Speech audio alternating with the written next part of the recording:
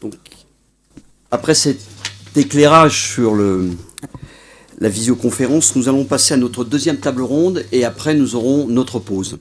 Donc la deuxième table ronde, c'est la communication unifiée, téléphonie dans le cloud, qui fait quoi entre l'opérateur, le constructeur, éditeur et l'intégrateur. On a bien insisté sur équipementier, éditeur, parce que plus personne s'appelle équipementier seul, c'est des équipementiers éditeurs en général, ou plutôt des éditeurs équipementiers.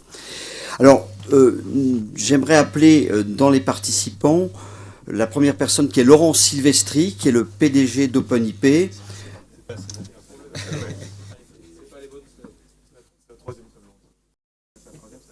Mais non, c'est la... Quoi? Prends la suivante.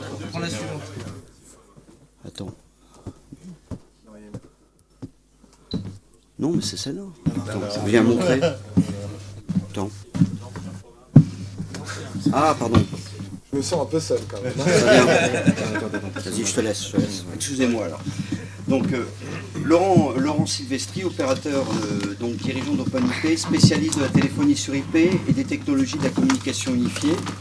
C'est à la fois un opérateur Internet, opérateur télécom et opérateur dans le cloud.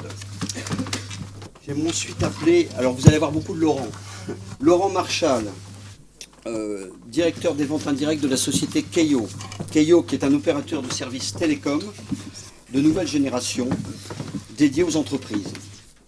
Le troisième intervenant, Mytel, Laurent Bizot. Troisième Laurent, puisqu'on fait dans les Laurents. Est-ce qu'il est là, Laurent? Donc, Mytel, équipementier éditeur de solutions de communication dans le cloud, avec une approche très verticalisée. Mytel est numéro 2 français dans la téléphonie et est un leader mondial. Et le quatrième, Avaya, donc Patrice Clair,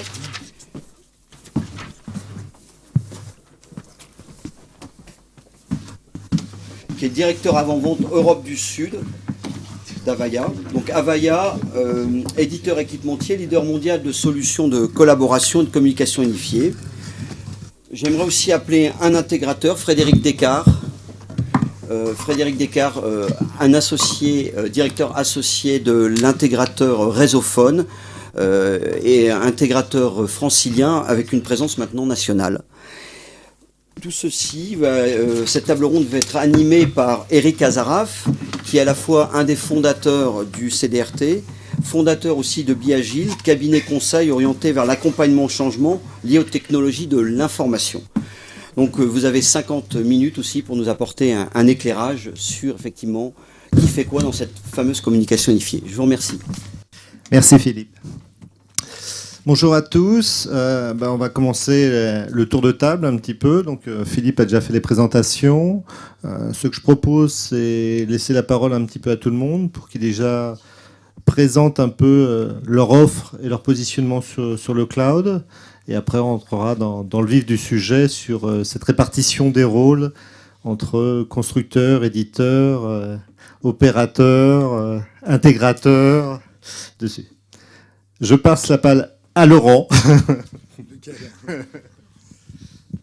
Bonjour, donc Laurent Silvestri, président d'OpenIP. OpenIP est un opérateur télécom qui a 10 ans, spécialisé dans les communications unifiées.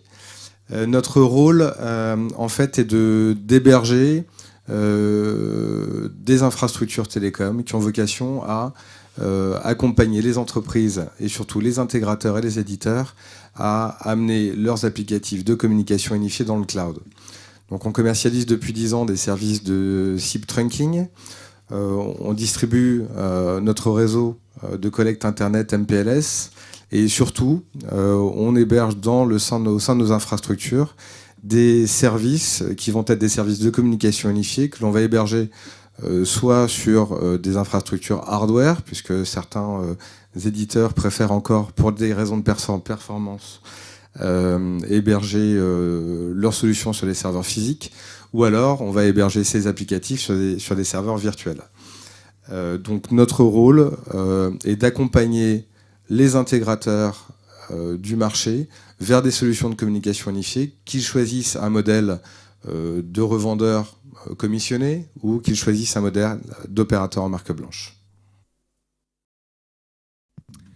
Bonjour à toutes et à tous, Laurent Marchal, Keio. Keio est un opérateur de voix sur IP qui existe depuis 20 ans, qui est coté à la Bourse de Paris. On a un modèle de vente directe et indirecte.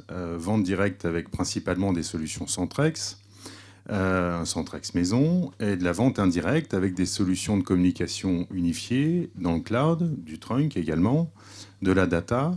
Ces deux modèles sont particulièrement intéressants puisque le fait d'avoir de la vente directe permet de bien connaître le marché du client final et de ce qu'il faut apporter à nos partenaires en marque blanche ou revendeurs de façon à adresser de façon pertinente ce marché. Dernier Laurent. Donc Laurent Bizos, Mytel. Quelques mots sur Mytel. Donc, comme ça a été précisé, on est équipementier, communication d'entreprise bien sûr. On est numéro 2 en France, on est numéro 1 en Europe. Les grands axes stratégiques aujourd'hui côté Mytel, c'est bien sûr le cloud et c'est l'objet de cette intervention. Mais c'est aussi la mobilité de manière générale. Vous avez peut-être vu que Mytel a fait l'acquisition d'une société qui s'appelle Mavenir, qui est spécialisée dans la fourniture de briques de cœur de réseau pour les opérateurs mobiles. Donc Mytel vraiment croît très très fortement dans la mobilité. Et pour ce qui concerne le cloud, on vient nous d'un métier d'équipementier, donc métier d'équipementier, éditeur de logiciels et maintenant fournisseur de services cloud. Et on accompagne nos partenaires avec différentes solutions pour le cloud, sachant que notre credo, c'est que derrière le terme cloud, il y a en fait beaucoup de réalités différentes selon les pays, selon les tailles d'entreprise. Et en fait, ce n'est pas d'un cloud qu'on parle, mais de multiples solutions qui peuvent être déployées en mode cloud. Bonjour, donc je ne m'appelle pas Laurent, mais Patrice Clair. Donc Avaya en quelques mots, parce que sinon on risque de passer beaucoup de temps sur les présentations de la société, mais Avaya c'est un constructeur-éditeur de solutions de communication d'entreprise au sens large, qui intègre à la fois la partie communication et collaboration au sein des entreprises pour que les collaborateurs puissent s'appeler, etc. entre eux, mais qui gère également toute la partie interaction avec les clients de nos clients, c'est-à-dire plus communément connu sous la partie centre de contact et toutes les problématiques d'omnicanalité pour gérer ces interactions clients, avec un monde entre cette partie communication unifiée et collaboration qui est en train d'un peu de disparaître. Voilà, on a aussi une brique réseau d'infrastructure au sens large, filaire et sans fil, mais c'est un autre débat. Alors sur la partie cloud, bien évidemment c'est un virage qu'on a pris il y a maintenant quelques années. Et il y a 3 grosses tendances. Donc, je ne suis pas du tout d'accord avec l'introduction de Stéphane Grasset sur les clouds privés, parce que je pense qu'il y a des choses à faire. C'est un marché sur lequel on voit beaucoup de choses évoluer pour différentes raisons. On en rediscutera peut-être tout à l'heure. On a également une offre de cloud en mode SaaS, donc en mode public cloud, mais qui aujourd'hui est exclusivement distribuée, commercialisée en Amérique du Nord, pas du tout en Europe. Et on a une troisième offre qui est tout simplement ce qu'on appelle des Avaya Cloud Provider, enfin des partenaires qui vont construire leur offre SaaS à partir des technologies qu'on est capable de leur mettre à disposition.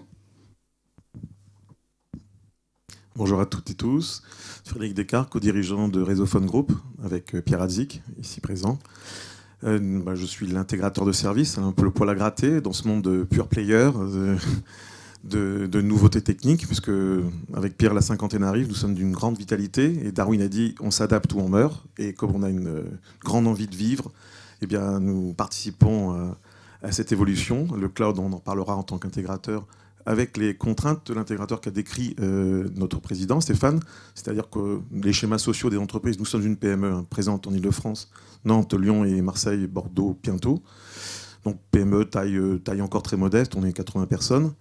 Et on a un credo avec Pierre qui est de travailler autour du poste de travail, en amont, en aval. Tout ce qui tourne autour du poste de travail, nous devons avoir une réponse d'expert. Donc ça va du cabling jusqu'à l'IT et au cloud.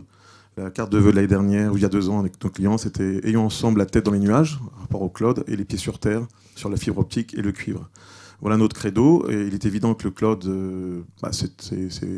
c'est un passage obligé et de futur business fort. Donc nous avons les contraintes de l'installateur classique, à savoir un schéma social. Stéphane nous l'a dit, 50 personnes, on ne met pas tout le monde dehors comme ça, c'est pas notre credo. Donc comment s'adapter techniquement, comment avoir le schéma des pure players pour faire des bonnes ventes et en même temps accompagner nos hommes et nos femmes collaborateurs vers ces schémas-là. Donc on a quelques pesanteurs, on les vit. Alors sachez que je suis aussi très attaché à ce club puisque membre fondateur et ce CDRT nous plaît à double titre. Il est très vivant, très culturellement, très techniquement en développement et aussi il nous permet de nous coucher un peu moins bête le soir. C'était le credo de sa fondation. Voilà. Merci à vous tous. Avant d'entrer dans le vif du sujet, moi je voudrais qu'on approfondisse un peu ce mot communication unifiée, parce qu'on l'a vu déjà sur la première table ronde, ça couvre énormément de choses. Et je voudrais qu'on parle un peu réalité au quotidien, derrière communication unifiée. Donc on parle bien sûr voix, réseau public qui soit fixe ou mobile. On parle réseau voix interne, puisque là aussi maintenant les réseaux le permettent, donc des réseaux sociétés. On parle messagerie instantanée, donc le chat.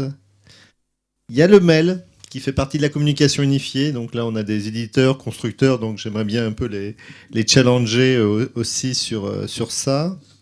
On a parlé, moi j'ai bien aimé le terme de Hugues, de communication visuelle, plutôt que de visiotéléphonie ou de visioconférence. Donc je pense que c'est quelque chose qui se développe, mais qui est un concours de développement. Présence, travail collaboratif, réseau social d'entreprise, j'irais... tous, en tant que fournisseurs, éditeurs, constructeurs, vous avez des solutions. Mais concrètement, aujourd'hui, qu'est-ce qui fait vendre ? Et donc, dans cette panoplie d'outils dans les communications unifiées, c'est quoi un peu les grands vecteurs pour vous qui permettent de vendre ? Avec là aussi quelque chose qui était intéressant sur le premier débat, c'est comment je peux monétiser ça ? Il y a un prix de la ligne, surtout dans la téléphonie historique, qui est important. Comment mon modèle, je peux le faire bouger ? Donc j'ai dit beaucoup de choses, mais je vous laisse un peu réagir sur définir un petit peu. Je vois que Laurent a pris la parole, Maïtel. Donc je te laisse la parole, Laurent. Oui, je peux juste dire un mot du point de vue Maïtel. La téléphonie, tout le monde en a besoin. Donc ça, c'est un service de base. Tout le monde a besoin de téléphonie, mais je dirais que ça ne fait pas rêver les gens de changer leur système de téléphonie. Ils ont l'impression que, somme toute, ils avaient un téléphone il y a 10 ans sur leur bureau et qu'ils auront un téléphone encore, que ce n'est pas vraiment la révolution. Et ce n'est pas ça qui fait vendre. Aujourd'hui, clairement, ce qui fait vendre, c'est la dimension communifiée. Alors nous, derrière le terme communifié, il y a l'acronyme anglo-saxon UC&C. Et il y a le troisième C qui est important, c'est la partie collaboration. Donc dans communifier et les éléments qui sont vendeurs véritablement, notamment dans des exercices de type showroom, maquette, etc., c'est la combinaison de la notion de présence et de chat qui sont importantes dans la téléphonie parce que c'est souvent la base du routage des appels et des règles de routage d'appels un peu sophistiquées. Et le deuxième élément qui fait vendre, c'est la collaboration parce qu'effectivement, on fait rêver les gens sur des modes d'interaction beaucoup plus évolués que ce qu'ils ont aujourd'hui. La réalité du commerce et de la vie derrière, c'est que la téléphonie, c'est le truc que tout le monde achète, et les briques supplémentaires, ça nous a permis de vendre le système de téléphonie, mais il faut reconnaître que l'usage n'est pas toujours généralisé, et ça dépend pas mal du secteur d'activité des entreprises. Les entreprises high-tech de manière générale, et puis les entreprises avec des forces de travail très distribuées, très réparties, sont des grosses consommatrices de la partie collaboration. Des entreprises plus traditionnelles, c'est plus difficile. Alors, je rajouterais juste au point de Laurent la dimension mobile aussi, parce que là, on parle de communication. Donc, effectivement, il y a la partie collaboration, Unified Com and collaboration, la partie vendeuse, entre guillemets, c'est la partie collaboration. Mais il y a toute la dimension mobilité avec l'adoption des smartphones, des tablettes. Et on va retrouver le débat qu'on a évoqué en première table ronde, qui est la capacité ou l'ubiquité, enfin la facilité d'utilisation, d'usage de ces technologies, donc les applications que vous allez porter sur ces différents environnements pour retrouver le même usage, quel que soit le terminal et la situation dans laquelle vous êtes. Donc je pense qu'aujourd'hui aussi, si on parle de vente, ce qui fait envie à nos clients, c'est cette souplesse et cette capacité à travailler avec des outils en interne dans l'entreprise et de retrouver exactement ces mêmes outils en situation de mobilité. Je suis assez d'accord. Donc en fait, aujourd'hui, la grande évolution, c'est qu'on va vers la mobilité. Donc on a tous aujourd'hui un smartphone sur nous. Certains ont une tablette, mais on utilise de moins en moins le poste téléphonique du bureau. Donc on a un poste téléphonique au bureau, on a un smartphone, on a une tablette. Aujourd'hui, l'utilisateur est de plus en plus mobile, donc il quitte l'entreprise, il travaille en home office, il travaille en itinérance. Et aujourd'hui, les communications, c'est une réponse à cette problématique. C'est-à-dire que c'est un moyen on appelle communication unifiée tous les outils de communication que vont utiliser les utilisateurs, qu'ils soient au sein de l'entreprise, en déplacement, en itinérance ou en home office, et quels que soient les terminaux qu'ils vont utiliser. Donc on peut parler ensuite, bien sûr, d'une communication fixe, mobile, vidéo, mail. On parle de contact center maintenant, puisque les contact centers font aussi partie des communications unifiées. Et aujourd'hui, finalement, ce qu'on constate, c'est que ce qui vend, ce que le client veut entendre, c'est une réponse à son besoin, avant tout. Donc, une PME, une TPE ou un grand compte n'ont pas les mêmes besoins. Et puis ensuite, on a surtout besoin d'adapter le besoin par rapport à des marchés verticaux. Un hôtel, par exemple, ou un épicier n'a pas le même besoin. Donc, c'est là qu'on a une réponse et c'est là qu'on a un acheteur. Alors, effectivement, ce qui fait vendre, c'est la téléphonie, mais ce qui permet d'intéresser le client, ce sont les usages. Parce qu'effectivement, vous avez tous un téléphone sur votre bureau. Chaque patron d'entreprise, PME, avec les difficultés actuelles, a investi à plus ou moins longtemps dans un système de téléphonie et se dit finalement, pourquoi le remplacer ? Bon, je vais remplacer le poste éventuellement, parce que le poste, il est un peu vieillissant, mais l'IPBX qui est à la cave, que personne ne voit, de toute façon, je décroche, ça fait allô, on m'appelle, ça fait allô, c'est très bien. Donc l'idée, c'est de pouvoir vendre des usages, et des usages effectivement avec des gens qui sont de plus en plus mobiles, des collaborateurs qui ont besoin d'avoir le même environnement qu'au bureau lorsqu'ils sont chez eux, dans un aéroport, à la gare ou sur le trajet.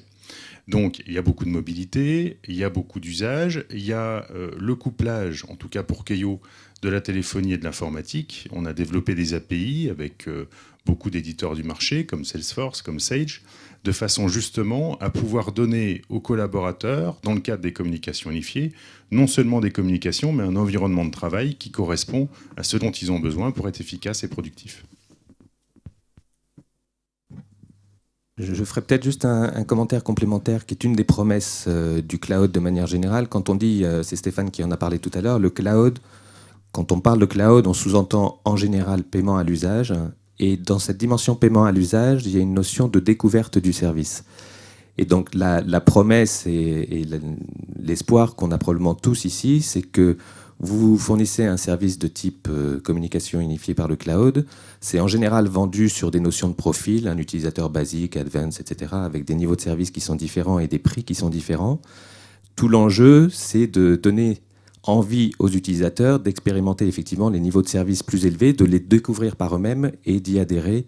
Et c'est une des promesses du cloud et ce mode de consommation à l'usage. Merci de vos réponses. Donc là, on a parlé de communication unifiée. La deuxième chose, donc on parle de cloud, et donc il y a bien débat, Laurent, Stéphane, sur cloud privé et cloud public.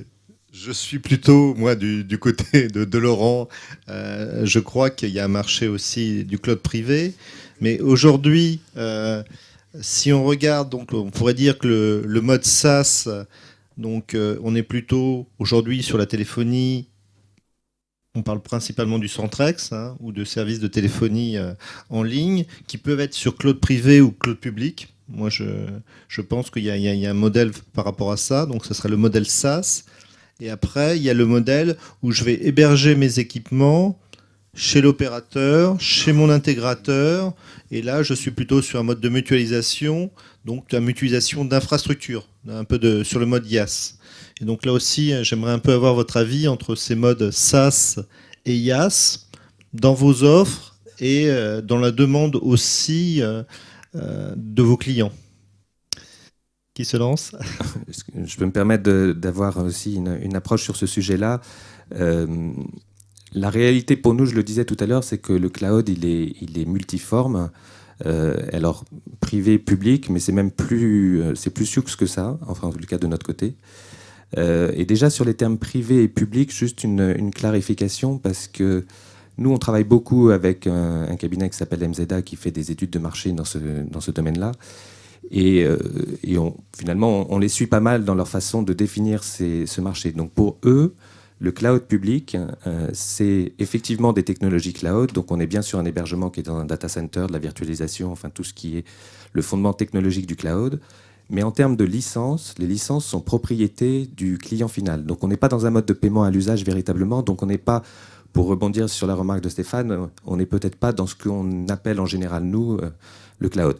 Alors pour ce qui concerne un équipementier comme Mitel, et je suppose que c'est assez vrai pour Avaya aussi, ce cloud privé-là représente encore une part très très significative de notre business. C'est la majorité de notre business aujourd'hui. Au-delà de ça, il y a les notions de cloud public, là où on bascule dans le monde du paiement à l'usage. Donc si on va à l'extrême, on est dans le monde des opérateurs avec des offres de type Centrex, qui sont sur des architectures complètement mutualisées, où l'ensemble des clients sont opérés sur le même réseau et sur la même infrastructure. Donc ça, c'est vraiment le public au sens Office 365, Google Apps, etc. Ou alors vous avez un cloud, alors je l'appellerais semi-privé pour faire la distinction, qui est plutôt la machine virtuelle hébergée dans un data center sur lequel vous allez déployer un environnement applicatif qui va être dédié à un client. Et pour revenir, commercialement, nous on voit très bien qu'il y a une dichotomie importante, c'est-à-dire que le monde des grandes entreprises, alors tout à l'heure il y avait une segmentation entre TPE, PME jusqu'à, on va dire, 100, 200 utilisateurs, le monde des ETI de, je sais pas, 200 à 5000 par exemple, et puis vraiment les grandes entreprises. Ce que nous, on voit aujourd'hui, c'est que les très grandes entreprises, on est vraiment dans du cloud privé au sens le plus classique du terme. Le monde des ETI, on serait plutôt dans des approches de type ce que nous, on appelle multi-instance, donc où vous avez cet environnement applicatif plus ou moins privatif et dédié aux clients.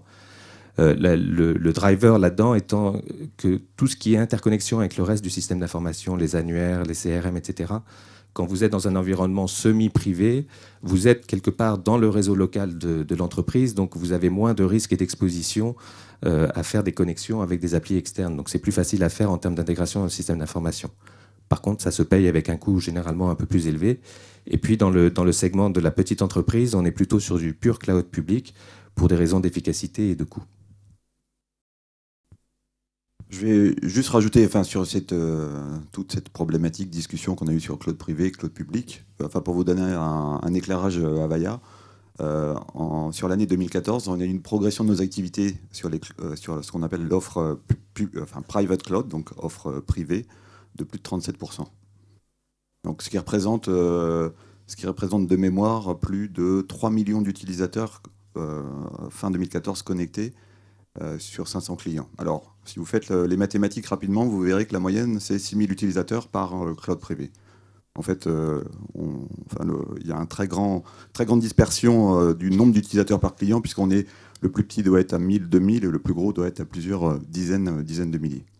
Donc, la partie cloud privé, elle est clairement, pour ce qui concerne Avaya, une approche pour des très grands comptes qui ont les problématiques qu'a évoqué Laurent. Maintenant, sur la partie plus cloud public, alors est-ce qu'on est en SaaS, en IaaS, je pense qu'on pourrait faire des dissertations pendant des heures sur le sujet. Mais très clairement, aujourd'hui, c'est un marché, en tout cas pour ce qui concerne la France, un peu plus confidentiel pour Avaya. C'est un marché sur lequel on se cherche. On cherche les business models à développer avec toute la chaîne de valeur qui existe, la distribution, les intégrateurs, les opérateurs. On a, comme je vous le disais, des offres publiques, cloud public aux États-Unis, que ce soit sur la communication unifiée, centre de contact, la visioconférence, mais qui ne sont pas distribués en France, ni en Europe d'ailleurs d'une manière générale. Parce que je pense que la chaîne de valeur est différente et les méthodes de vente sont plutôt en indirect en Europe et beaucoup plus en direct aux États-Unis. Un petit mot de l'intégrateur, parce que moi, privé-public, je m'en moque. Je reviens sur ce que disait Laurent Silvestri. Alors, je m'en moque pas tout à fait, c'est pas vrai. On regarde, vous l'avez compris, en tant qu'intégrateur, on n'est pas très sioux pour construire un réseau. C'est pas notre propos aujourd'hui, peut-être demain, mais aujourd'hui, on s'appuie sur des partenaires. Et on a développé avec Pierre en 2012 l'offre SaaS, donc Centrex marque blanche, avec quelques bonnes et mauvaises surprises, parce qu'on savait qu'il fallait y aller. Notre profession, sachez-le, n'était pas très mûre en 2012, l'est pas encore tout à fait. Le taux de pénétration de la distribution de l'offre Centrex au client final dans notre profession n'est pas encore perçu comme une opportunité nécessaire et de toute façon incontournable. Les choix sont multiples. Vous faites beaucoup de notre profession fait ce qu'on appelle du courtage. Je trouve que c'est pas ambitieux, mais c'est un choix que certains patrons de PME font. Donc courtage, c'est quoi? Je fais l'offre Centrex ou pas Centrex, je la vends au titre et en nom de l'opérateur, et je suis rémunéré pour. On verra ce qui se passera dans 3-4 ans quand les changements d'alliance se feront. Votre clientèle, vous la perdez à mon avis. Certains disent l'IPBX n'est pas mort, je continue, je cultive l'IPBX parce que je maximise ma marge. Donc c'est bien à court terme, mais dans 3 ou 5 ans, l'IPBX ou le PABX dans le fond du... C'est ça, hein, tu disais, il est dans la cave. Donc on a pris une approche plus ambitieuse, plus chère, puisque les revenus dont parlait Stéphane s'amenuisent quand vous êtes en mode SaaS à court terme. Donc quand vous êtes dans des PME françaises de télécom où la capacité d'autofinancement est faible et les banquiers, ça ne les fait pas rêver, les PME françaises, il faut faire des choix courageux. Donc on s'est appuyé sur du mode SaaS pour rester agile, et on viendra, je crois que ça sera une des questions posées. Je t'aime moi non plus avec certains d'entre vous. C'est une vraie relation de confiance qu'il va falloir établir sur les années futures. Mais pour revenir sur l'usage client, on a vu un retour très positif, malgré les réticences du marché français. Contrairement aux anglo-saxons, on n'est pas dans du CAPEX très fortement culturellement développé.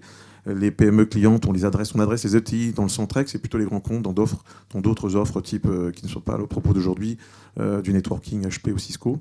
Donc on a aussi cette richesse et parfois cette difficulté en tant que PME d'adresser tous les segments des entreprises clients. Les très grands comptes dans les usages autres que le Centrex ou la mobilité, et les ETI ou les PME dans ce qui nous préoccupe aujourd'hui.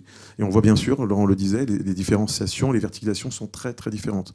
Et c'est pour ça qu'on peut revenir sur ce que vous disiez, l'offre hybride ou l'offre privée dans des très grands comptes à sa nature, mais pas dans les PME à mon avis. Alors pour expliquer un petit peu en complément par rapport notamment à ce que OpenIP apporte. Donc aujourd'hui, OpenIP vend depuis 10 ans des solutions de voix sur IP et de collecte Internet. Donc on est en fait autour des applications de communication unifiée, mais on les héberge aussi. On travaille avec différents éditeurs, et les éditeurs ont tous une vision un peu différente de l'offre qu'ils vont apporter. Donc certains, on voyait Sentil par exemple tout à l'heure, est un éditeur de solutions de Centrex, donc qui est une solution qui va permettre de mutualiser un certain nombre de clients sur une même infrastructure. Et puis d'autres vont apporter, comme Mytel par exemple, des solutions qui sont plus sur IPBX dédiées. Donc on va héberger une machine virtuelle qui va être dédiée à un seul client. Aujourd'hui, dans nos partenaires intégrateurs, on voit des intégrateurs qui construisent eux-mêmes leur offre Centrex, alors assez peu finalement. La plupart ont tendance à se concentrer sur une offre qui va être d'IPBX dédiée parce que c'est l'offre qu'ils maîtrisent. Ils ont des équipes qui sont certifiées techniquement sur de l'Unify, sur du Mytel ou de l'Avaya, et ils vont essayer d'utiliser cette expertise, donc se concentrer sur le même partenariat éditeur. Et donc la plupart travaillent encore sur des solutions d'IPBX dédiées sur des machines virtuelles dédiées. En parallèle, depuis quelques années, on voit une vraie croissance sur l'offre Centrex. On travaille aujourd'hui avec un certain nombre d'éditeurs aussi de plateformes Centrex qu'on héberge, et on a une vraie montée en compétence des intégrateurs sur ces domaines-là. Donc là aussi, c'est un peu spécifique parce qu'en fait, c'est une formation nouvelle. Hein. L'intégrateur ne connaît pas le produit, donc il doit l'apprendre, il doit l'appréhender. Et finalement, le marché décolle aussi sur ce point-là. Donc aujourd'hui, si on prend notre parc client, sur environ 8000 sites déployés, on a 100% qui sont en SIP trunk, bien sûr, puisque c'est la voix sur IP qu'on apporte. On en a encore 50% qui restent chez le client, au niveau des services de communication unifiés. Et puis comme on est quand même très orienté cloud, on a 25% de nos clients qui sont sur des solutions Centrex, c'est majoritairement de la TPME. Et puis, comme le disait tout à l'heure notre ami d'Avaya, mais en parallèle, on a quand même encore 25% des entreprises qui sont aussi sur des machines virtuelles dédiées aux clients. Et là encore, c'est aussi pour rassurer le client quant à la sécurité de ses données, de son information. La plupart du temps, pour automatiser les déploiements, il faut par exemple se connecter au LDAP du client, et le client n'a pas nécessairement envie que son LDAP soit ouvert à tout le monde. Pour conclure peut-être rapidement, en tant qu'opérateur, je pense que le point principal dans un cloud, qu'il soit privé, qu'il soit public, c'est la haute disponibilité.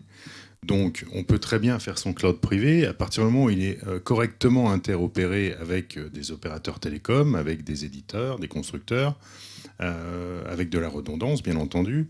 À ce moment-là, c'est une solution valable. En tant qu'opérateur, je dirais que le cloud le plus efficace sera le cloud hébergé auprès d'un opérateur télécom de façon à ce qu'on puisse offrir cette haute disponibilité qui est en cœur d'infrastructure d'un opérateur télécom.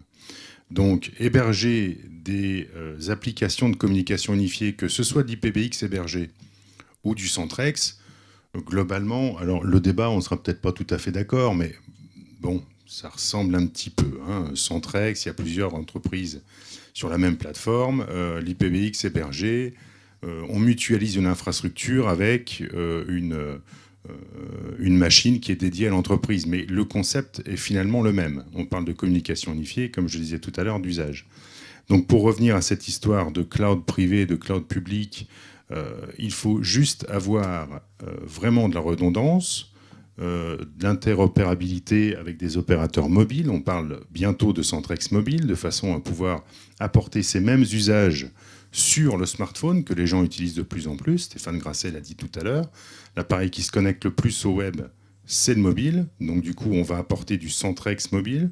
Alors, il ne faut peut-être pas trop appeler le Centrex par cette terminologie, puisque ça a assez mauvaise image, principalement due au réseau de collecte qu'il y avait chez le client au tout début du Centrex. Donc on avait des réseaux ADSL ou SDSL qui n'étaient pas tout à fait adéquates.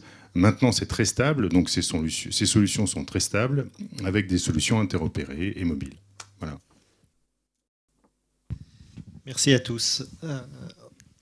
Autre question qui tourne vraiment, et c'est le cœur quand même, on a commencé à l'aborder, c'est la répartition des rôles. Entre l'intégrateur, on a parlé d'intégrateur partenaire de proximité, dans tous les cas il faudra aller chez le client, même si j'ai des machines très sophistiquées en centrale, que je les héberge, que je sois en Centrex ou en IPBX, en machine virtuelle, il y a quand même quelque chose qui est essentiel vis-à-vis du client, qui s'appelle le terminal. Et ça, c'est ce que voit le client, c'est ce qu'il vit tous les jours, c'est ce qui tombe aussi en panne et qu'il faut aussi gérer et prendre en compte.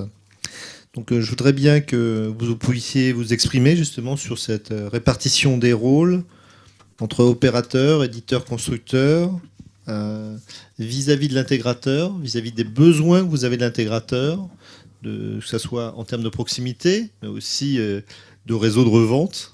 Et aujourd'hui, comment vous voyez évoluer ce marché? Puisque là, on le sait bien, on est aujourd'hui dans une phase de transition avec des changements de business model qui ont des impacts sur les comptes d'exploitation des intégrateurs.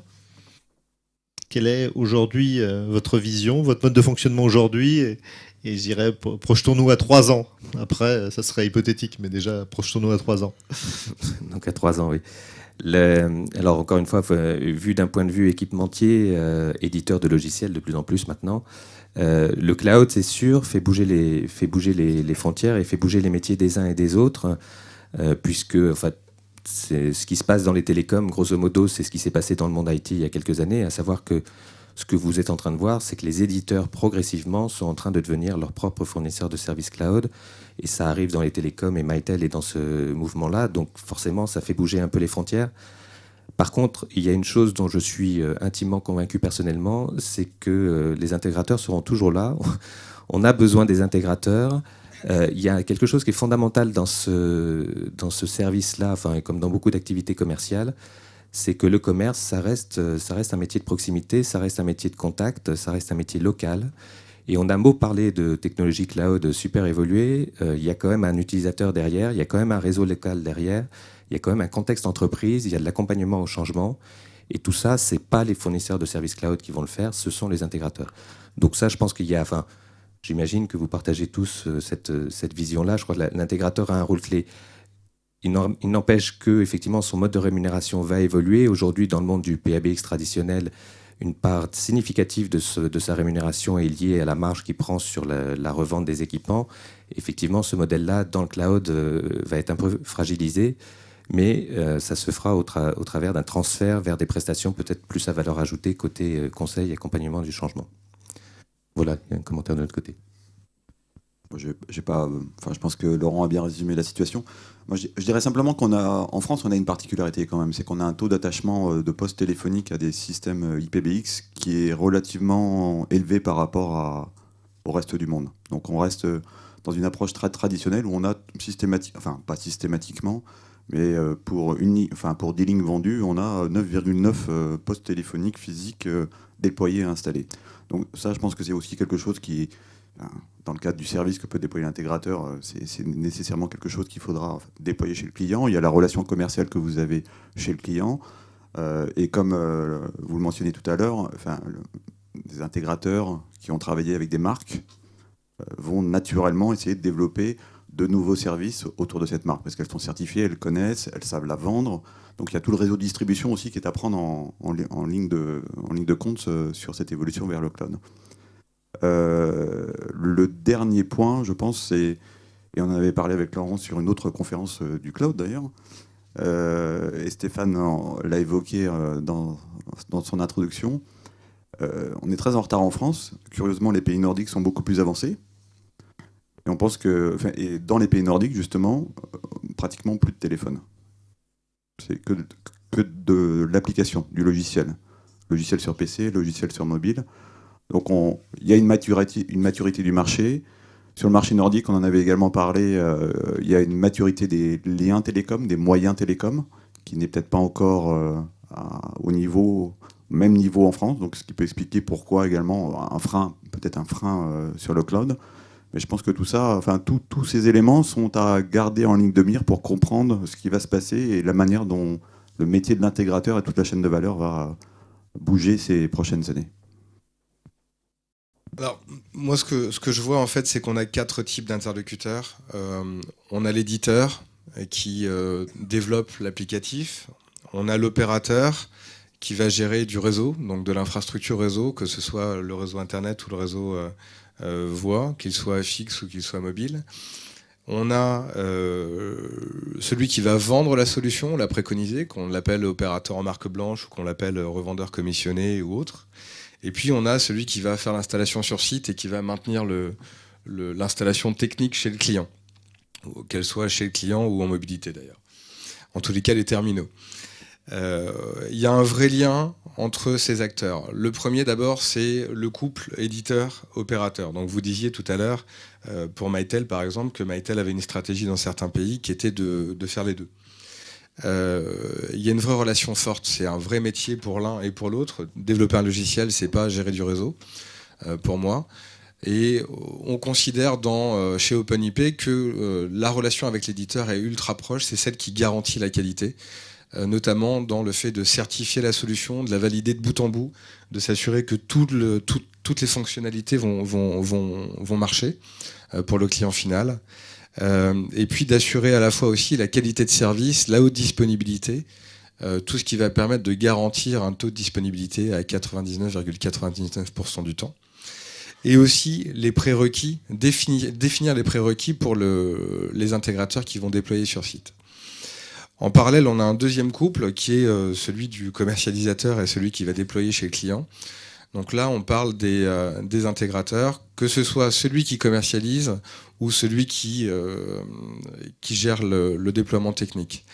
Pour nous, l'intégrateur a un rôle majeur, c'est la proximité avec le client. C'est la connaissance du client, c'est la connaissance de l'historique du client, du métier du client, la capacité à personnaliser les applications, à s'intégrer dans un système d'information qui est celui du client et pas celui de l'opérateur ou de l'éditeur.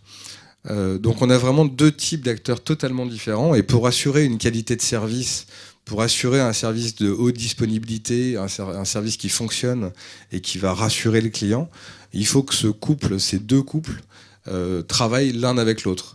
Donc quand on a un problème chez un client, il est évident que l'éditeur-opérateur et l'intégrateur doivent se parler. L'éditeur et l'opérateur doivent supporter l'intégrateur, comme ça se fait depuis toujours finalement. Mais on n'a pas 4 acteurs qui sont là et qui font une partie de la valeur sans se parler. Donc les 4 acteurs, pour moi, font partie de 2 silos. D'un côté, intégrateur, opérateur. De l'autre côté, commercialisateur et celui qui déploie chez le client, qui maintient la relation client. Et l'ensemble doivent se parler pour garantir un service de qualité au client. Bien entendu, je suis d'accord, il n'y a aucun problème. Il faut voir l'évolution des acteurs sur ce marché-là. Et quand on parle d'opérateurs en marque blanche, donc on a un intégrateur qui généralement va vendre des solutions cloud. En vendant des solutions cloud, il change de métier. Il devient opérateur de service. Pourquoi ? Parce qu'il ne va pas uniquement vendre du matériel avec des postes, éventuellement revendre des liens opérateurs. Il va intégrer, donc il est intégrateur et opérateur en marque blanche, il va intégrer l'ensemble des solutions. Donc il va devenir opérateur de service et fournir des solutions de télécommunication et de communication unifiées. La vision, bien entendu, d'un opérateur comme Keio, c'est de les accompagner avec de la formation vers ce nouveau métier, mais aussi d'intégrer complètement différents métiers dans une même plateforme pour leur faire un outil métier unifié, avec peut-être du provisioning très poussé, automatisé avec les différents fournisseurs. Donc Keio est un opérateur de service également, on n'a pas d'infrastructure réseau sur le territoire national. Donc on travaille avec Orange, avec SFR, avec beaucoup de DSP. Donc on va automatiser l'outil de provisioning avec ces différents fournisseurs de façon à ce que l'acteur qui est au plus proche du client final puisse suivre son déploiement et apporter une valeur. C'est la clé de ce métier-là, c'est apporter une valeur auprès du client final dans un nouveau métier qui est un métier d'opérateur de service, lui apporter des solutions de facturation intégrées, parce que là aussi la clé quand on devient opérateur, notamment télécom, c'est de facturer correctement. Donc c'est effectivement avoir le soutien des éditeurs et des constructeurs pour apporter un support, c'est effectivement apporter une infrastructure redondée et très fiable, mais c'est également apporter une solution très simple d'utilisation et tout à fait intégrée. Bon, vous avez remarqué que j'ai laissé parler tout le monde, j'ai pris la parole en dernier. C'était pour savoir... Tu remarqueras, Frédéric, il y a quand même une bonne nouvelle. Tout le monde est d'accord pour que le métier d'intégrateur va venir et va continuer d'évoluer. C'est louche. C'est la bonne nouvelle. C'est très louche. Est-ce qu'une autre table ronde, il n'y aurait que les éditeurs et les opérateurs, on aurait dit les mêmes choses? Je ne sais pas. Non. Alors, je vais faire juste un petit point d'ailleurs de la profession, quand même rapidement. Le marché français est particulier. Pour ceux qui sont nés il y a un peu plus de 20 ans, c'est un marché déflaté par rapport au marché allemand. C'est 2 fois moins le prix de la ligne. C'est un marché très atomisé, quelques centaines et quelques milliers d'acteurs qui se regroupent ou passent dans les fédérations type Eben. Les anglo-saxons, c'est 10 fois moins d'acteurs. Un gros faiseur comme British Telecom, l'Orange local, et une concentration il n'y a pas d'atomisation du marché comme chez nous. Vous avez des PME, des TPE. Vous avez, sur 3000 acteurs de notre métier intégrateur, vous avez la loi des 20-80, les 20 premiers non indépendants, issus des télécoms, BTP, électriciens. Bon, ils vont pas très bien, donc on va pas en parler. Beaucoup d'indépendants qui ont fait des beaux parcours. Et ensuite, beaucoup de PME de moins de 100 personnes à 10 personnes. Boîte familiale. Peu de remise en question. Alors, je suis très étonné, parce que je trouve le discours très policé, très politiquement correct. Aucun des intervenants m'a dit ce sont des gens qui râlent, ils se remettent pas en question, et tout, ils veulent gagner plus d'argent que nous et plus vite. Enfin, j'entends pas, alors que c'est quand même un cliché. En revanche, les relations, elles vont devenir compliquées, mais très belles aussi, parce qu'il va y avoir des belles histoires. Parce que notre relation, en fait, sont schizophrènes. C'est je t'aime moi non plus, mais il va falloir s'aimer beaucoup. Parce que contrairement avec les constructeurs avant, on pouvait se fâcher. Un constructeur nous dégageait, ou on dégageait un constructeur qui avait une rupture techno. Il n'y en a pas dans cette salle, il n'y a que des gens bien, donc c'est parfait. Mais un constructeur, c'était déjà implémentant fortement. Il fallait former les techniciens, il y avait un coût, un prix de revient à l'entreprise fort. Mais on pouvait se fâcher et puis dire je vais faire de l'Unify parce que la marque a point quelque chose, ça me va plus. Avec les opérateurs, on peut plus faire ça. Quand on va faire un choix et qu'on va partir sur 5 ou 10 ans, on va confier notre clientèle ou mettre notre clientèle, ça va être une greffe physique avec eux. On peut plus se fâcher. Ou alors, on perd notre clientèle, on se dégrade notre service. Donc ça va devenir très compliqué. Donc il faut faire les très bons choix très rapidement. Il faut faire avec pertinence, regardez quel est le degré de fidélité et de fidélisation. Et le côté je t'aime moins non plus, c'est quoi? C'est que la plupart, et Keio en est la preuve, belle réussite, mais c'est de la vente directe et de la vente indirecte. Donc je confie à une belle entreprise comme Keio une partie de mes intérêts. Le lendemain, le commercial qui travaille pour toi est en face de nous sur la clientèle. Qu'est-ce que je fais? Je l'appelle, je lui dis n'y va pas, délit d'entente. Délit d'entente, c'est interdit de s'entendre, vous êtes d'accord? Alors c'est interdit, mais enfin Orange, Bouygues et SFR ont pris 256 millions de pénalités il y a 10 ans. Il y a moins de 5 ans, on n'en a pas beaucoup parlé. Donc les ententes sont interdites, on est bien d'accord. Donc on ne peut pas le faire avec nos partenaires. Ces partenaires-là, ils ont besoin de quoi chez les intégrateurs? Ils ont besoin de ceux qui vont s'adapter très rapidement, qui vont concentrer leurs forces et qui vont grandir. Donc il va y avoir un peu de sang sur les murs, ça c'est sûr. Il faut le dire. Et nos éditeurs chéris vont aussi faire leur marché. Et nous aiment beaucoup, mais ils vont aimer ceux qui travaillent bien et fort. C'est ça qui va se passer, je pense. Frédéric, on t'aime. Je vais juste répondre un tout petit peu à ce que tu as dit tout à l'heure sur la partie vente directe et indirecte. Alors effectivement, ça peut paraître un frein pour des intégrateurs, pour dire voilà, effectivement, vous faites de la vente directe, donc vous allez clairement attaquer ma cible client. Nous, on fait un choix différent, c'est qu'il y a plusieurs secteurs, plusieurs types d'entreprises sur le marché français. Il y a de la TPE, on l'a dit tout à l'heure, qui ne s'adresse pas tout à fait de la même façon que de la PME et de l'ETI ou que du grand compte. Keio est sur de la vente directe, sans forcément des commerciaux en vente directe, c'est principalement un modèle presque de web marchand, sur de la TPE. Donc ça, c'est le métier historique de Keio sur de la TPE avec du Centrex, et ce sont les clients qui viennent voir les solutions, qui sont intéressés et qui achètent nos solutions. Nos partenaires, on les choisit pour travailler sur les secteurs sur lesquels nous ne sommes pas, c'est-à-dire de la PME, ou de l'ETI. Après, le grand compte, on n'est pas sur cette cible-là. Donc, il y a une définition claire. La clé, elle est là. C'est de bien définir son secteur d'activité cible en vente directe et son secteur d'activité cible en vente indirecte. Après, il y a des règles à définir très simples. C'est d'avoir des systèmes hermétiques. Quand on a des opérateurs de services clients en marque blanche auprès de Keio, on leur développe un SI complètement hermétique. D'ailleurs, il y a un coût, c'est assez long. Enfin, c'est pas une démarche anodine de travailler avec Keio en marque blanche. Pourquoi? Parce que justement, on leur développe un outil métier complètement hermétique par rapport à l'outil Keio. Donc, il n'y a jamais de communication sur l'ensemble de la base des clients utilisant du Keio. Il y a une communication sur des clients Keio en direct ou des cibles avec des bases achetées. Après, si on est sur une affaire commune, alors il n'y a pas d'entente, il y a toujours de l'entente dans une distribution directe ou indirecte. Voilà. Après, on regarde celui qui a les meilleures armes pour travailler, ou principalement, on peut aussi faire contractuellement en sorte qu'on favorise la vente indirecte. Tout dépend un petit peu de la stratégie de l'opérateur. En tout cas, c'est la nôtre. Est-ce que je peux répondre?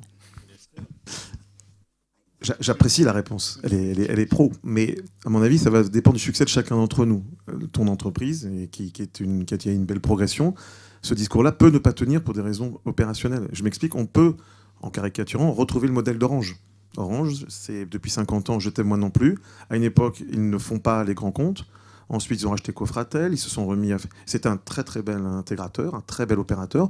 Aujourd'hui, il a un positionnement, il veut plus ressembler à Capgemini, Atos, mais il est sur tous les segments de marché. Il a fait de la vente directe, de la vente indirecte. Il a même acheté la profession il y a 10 ans avec un canal de vente indirecte où il payait les partenaires pour les ventes de l'Orange. Donc c'est un modèle qui... Ça, c'est de la grande référence. Hein. Mais je pense que vous avez ce succès-là à venir et vous serez obligé de vous remettre en question par rapport au modèle indirect. Ça ne sera pas une trahison, ce sera juste la nécessité du marché. Et il faut qu'on en parle avec la profession, à mon avis, pour faire les bons choix historiques tout de suite. C'est notre avis, enfin c'est le mien en tout cas. Frédéric, pour répondre à ta question, parce que c'est vrai que tu semblais quand même un peu sur la défensive sur le sujet. Moi, je considère qu'il est évident que l'intégrateur doit faire attention à ses choix et on ne prend pas un choix stratégique comme celui-là, celui de devenir opérateur de service, à la légère. Il est évident que certains opérateurs ou couples éditeurs-opérateurs vont amener une solution intégrée, totalement intégrée, qui va enlever toute souplesse à l'intégrateur, qui va devenir qu'un simple distributeur d'une solution qu'il ne maîtrise pas.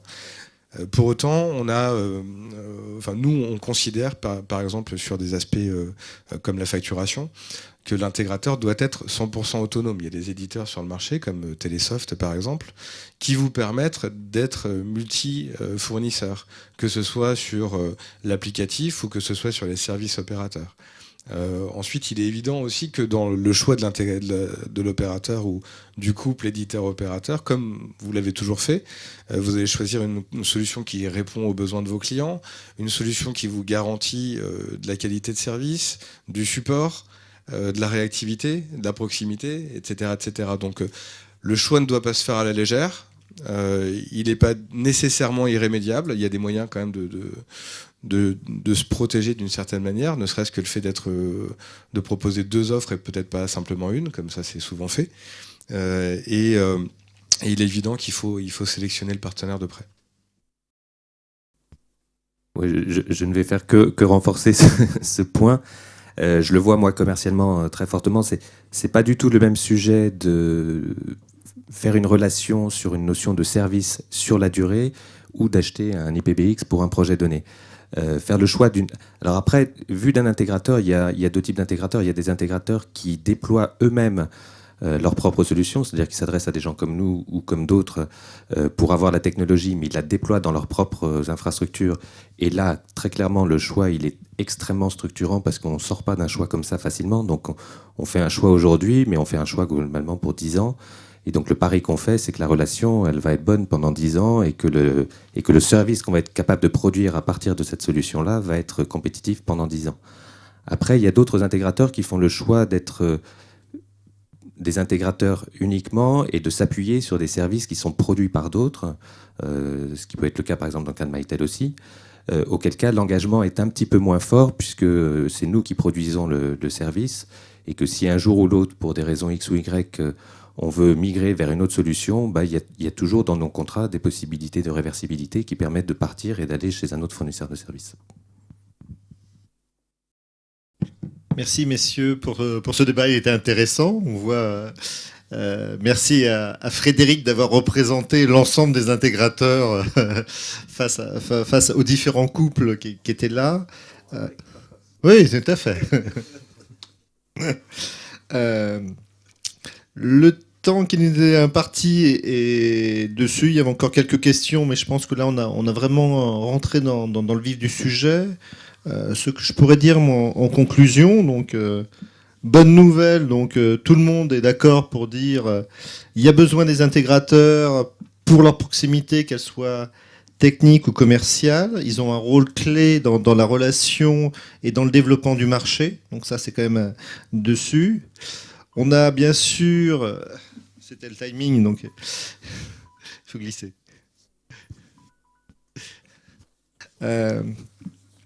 On a quelques spécificités bien sûr franco-françaises qui étaient touche pas à mon téléphone et donc qui fera aussi partie des évolutions, je pense, du métier d'intégrateur où vous êtes obligé de prendre en compte le mobile et les PC parce que on reste dans cette notion du cloud multiforme avec vraiment ces notions de type d'unifier le terminal, le lieu en plus du modèle financier. Le rôle d'intégrateur, donc on va voir qu'il va être obligé d'évoluer dans ses métiers. Plus d'accompagnement, opérateur de service, intégrateur d'une ou plusieurs solutions. On n'a pas pu aborder ce sujet-là, mais dans la communication unifiée, il y a quand même beaucoup... Le mail, on n'en a pas beaucoup parlé, on n'a pas parlé beaucoup d'Office 365, mais ça reste quand même des problématiques et des acteurs qui sont dessus. Intégration plus de la solution, mais donc plus la possibilité de se fâcher dans les différents couples. Il va falloir que les relations dans ces couples qui vont se former tiennent au moins 3 ans, le temps que les business models fonctionnent. Voilà, 5 ans tu veux sur ton business model. Ok. Merci à vous tous. Et donc je crois qu'on va faire une pause avant la 3e table ronde qui aura lieu après. Merci. Alors, nous avons une petite pause de 10 minutes, un quart d'heure, et après on reprend la table ronde.